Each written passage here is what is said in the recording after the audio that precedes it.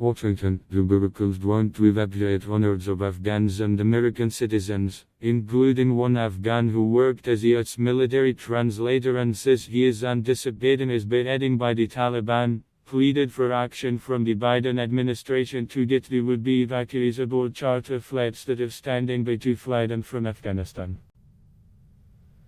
Unfortunately, we are left behind now, the former translator said quietly in the pre-dawn darkness Wednesday in Afghanistan. No one heard our voice.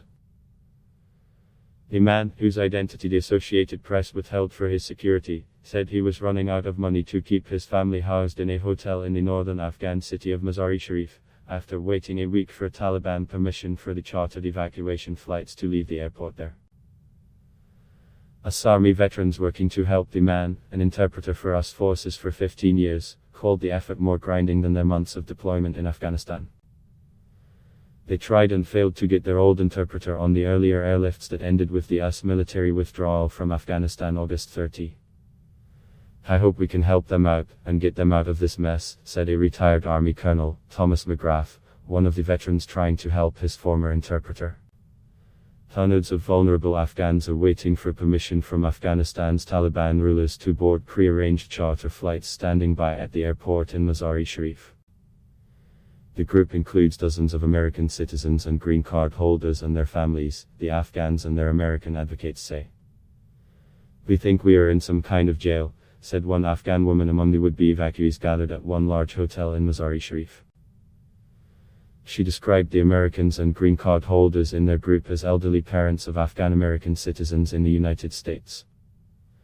Taliban leaders, who named a new cabinet Tuesday in the wake of their lightning takeover of most of the country last month, say they will allow people with proper documents to leave the country. Taliban officials insist they are currently going through the manifests and passenger documents for the charter flights at Mazar-e-Sharif. Secretary of State Antony Blinken said Tuesday the US was working with the Taliban to resolve the standoff over the charter flights. He rejected an assertion from a Republican lawmaker, Rep. Michael McCall of Texas, over the weekend that the standoff at Mazar-e-Sharif was turning into a hostage situation for American citizens in the group. We've been assured all American citizens and Afghan citizens with valid travel documents will be allowed to leave, Blinken said in Doha, Qatar, a major transit point for last month's frantic US military-led evacuations from Afghanistan. Later Tuesday, 12 Democratic lawmakers added to the pressure for evacuees, in a letter urging the administration to disclose its plans for getting out all of the hundreds of at-risk people remaining in Afghanistan, and not just American citizens. Our staff have been working around the clock responding to urgent pleas from constituents whose families and colleagues are seeking to flee Afghanistan, and they urgently require timely, post-withdrawal guidance to best assist those in need, Reps. Gerald Nadler, Zoe Lofgren, Gerald Connolly and 9 other lawmakers from President Joe Biden's party wrote. Blinken, in Doha, said the Taliban had told us officials that the problem in Mazar-e-Sharif was that passengers with valid travel documents were mixed in with those without the right travel papers. The Afghan woman contacted at the hotel, an employee of a US-based non-profit, Ascend, that works with Afghan women and girls, also spoke Tuesday on condition of anonymity for her security.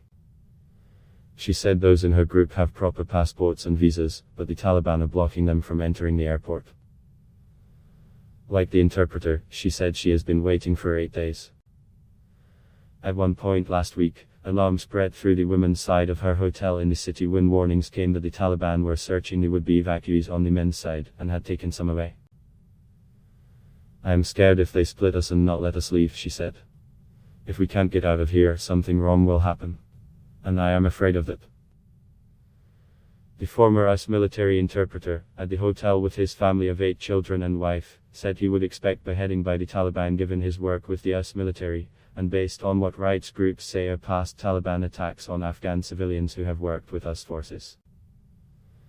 They'll probably kill him, McGrath agreed, expressing fear for the man's children as well. The interpreter had always told his American comrades that he believed his work with them was in service of his own country, the retired colonel said. He put a lot on the line by lining up with us, McGrath said. An array of Americans, many of them with some past experience in Afghanistan, or other ties, have been working for weeks to try to help evacuate at-risk Afghans. Adblock test Y.